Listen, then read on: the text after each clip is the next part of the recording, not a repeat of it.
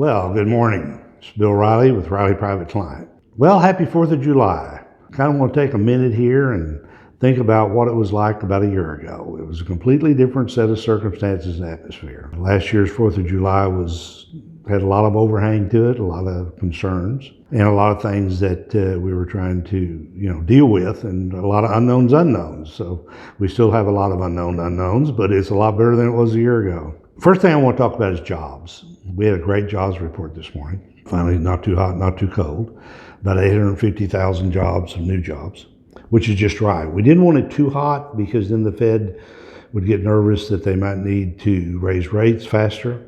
I doubt that would have happened, but there could be that part of the people that study this stuff say, well, it's getting too hot out there, so we need to raise rates. But it was just perfect, 850,000. The biggest problem is that we still have 7.3 million jobs that have not been filled, and we still have about the same number of people that are still not working. But the problem is it's not because there's not any jobs, it's just that they don't work.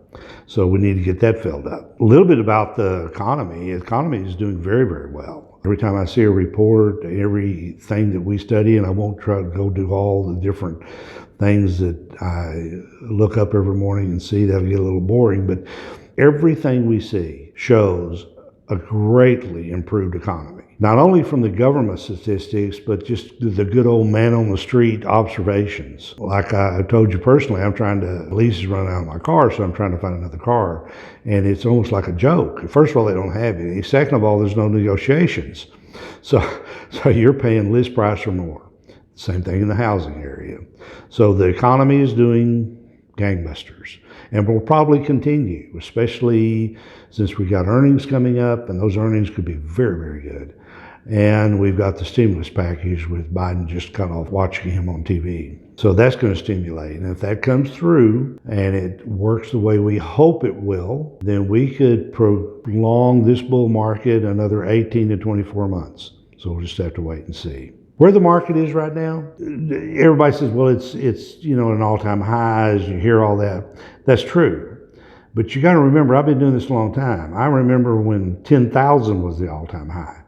When the market hit 10,000, we all got ball caps with 10,000 on them when I was at Merrill. So, what really constitute all-time highs? The thing you have to look at is what the valuation of the market is.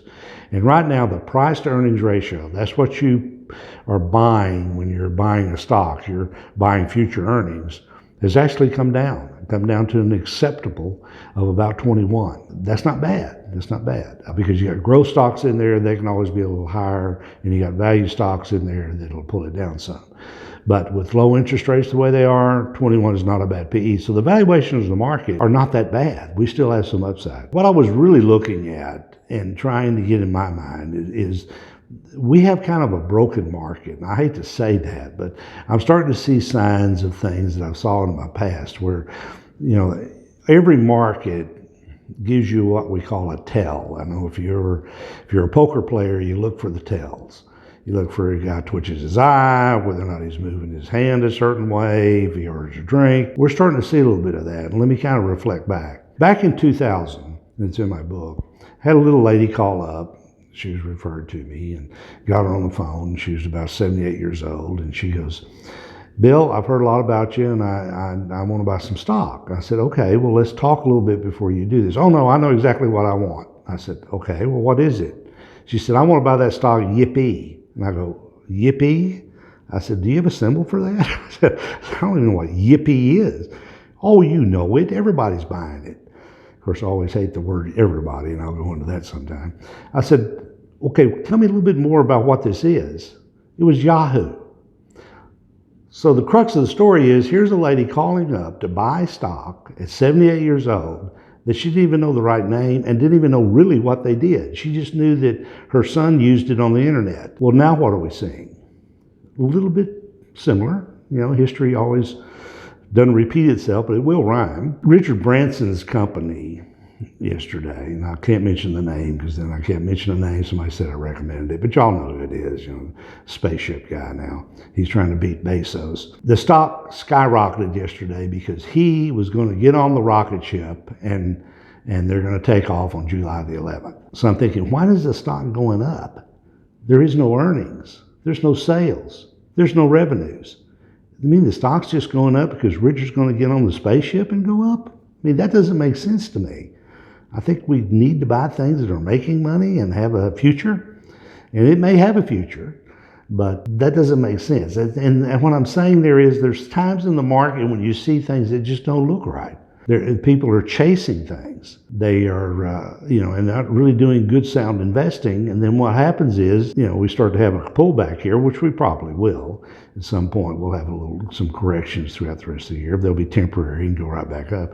But then they get scared and they start selling because they really have never been in it before. They wouldn't have bought that stock anyway if they were really good sound investors. So when I say the stock market's broken, it's not really broken. It's just confusing and it's fickle. And you go through this as we get to these tops, and we're coming out of probably one of the worst problems we've had in this country in over 100 years. And the market is trying to adjust, and it's trying to adjust with jobs, it's trying to adjust with inflation. And I won't spend too much time on inflation, I've done that earlier, but inflation is there. And whether or not it's transitory, that remains to be seen. That's what I look for when I say, okay, where do we need to be in this market? Well, basically, I'm going to tell you, you need to be in the quality stocks. You need to reverse to quality. If the infrastructure gets funded, that will go to quality companies. And when I say quality, I mean, I'm talking about, if you got to move dirt, you got to have a couple of companies that make bulldozers. If you're going to build a bridge, you got to have companies that supply cement and rebar. That's what I'm saying where we need to be. And then if inflation does keep around, dividend stocks, good, high-quality dividend-paying stocks will always outpay or will help in outplacing inflation unless it's just really a runaway. So here's what we're going to be doing going forward. I'll be doing a quarterly webinar next week, and you'll get details on that. And I hope you'll send me some questions. We're going to try to do it live with Zoom. And I'll be discussing what the first 6 months looks like and what I'm observing going forward. We'll be receiving that information, so look for your emails. I think this will be helpful. Maybe we can kind of converse and I kind of help you understand what's going on and maybe take advantage of what could be a very good second half of the year. So finally, here's the final thing I'm going to talk about. Risk is rising in portfolios. The higher the market goes, the higher the risk goes. So my primary objective going forward, especially I just got off the phone with a prospect. I told him, and he's asking, he said, what are your concerns right now? I said, my biggest concern is how much risk you have in your portfolio. And what I mean by that is how much are you paying for the returns that you're getting? And that's really goes back to basic investing. Somebody asked me, when was the best time to invest since 2000? I said March the 6th of 2009. We came through the crisis. In fact, I made a call. I did a speech at an investment club and told them on March the 6th, 2009, we've hit an historical low, or a generational low, which I called it. The S&P was at 666, okay? Look where it is now. The most riskiest investment is when the market's at a bottom and going up. The higher the risk is when you're trying to trade at a top.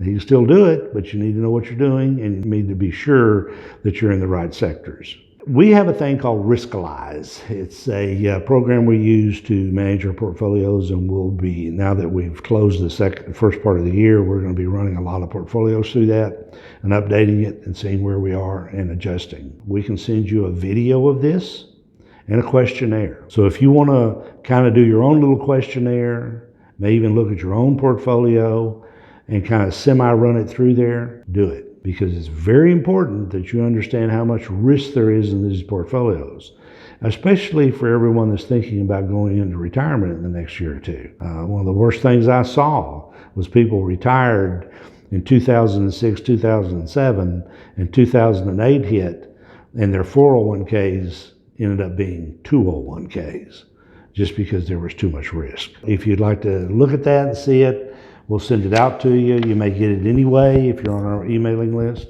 In summation, let me kind of say something here. I think everyone's probably going to have a pretty good 4th of July. I mean, the restaurants are open, everybody feels better, you're not having to wear the mask. And I think that this will be kind of a turning point in our behavioral aspects of the economy. Here's what I want to close with. Please pass these things on to your friends, copy them and send them, whatever you want to do.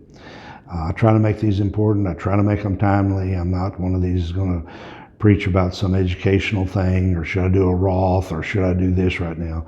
I think it's more time to know where we are and what we're facing and adjust our portfolios accordingly. So if you have any questions, please call me at 817-870-4680, or you can email me. This will be on the slide. And again, please don't keep me a secret. This is Bill Riley, private client. See you at the turn.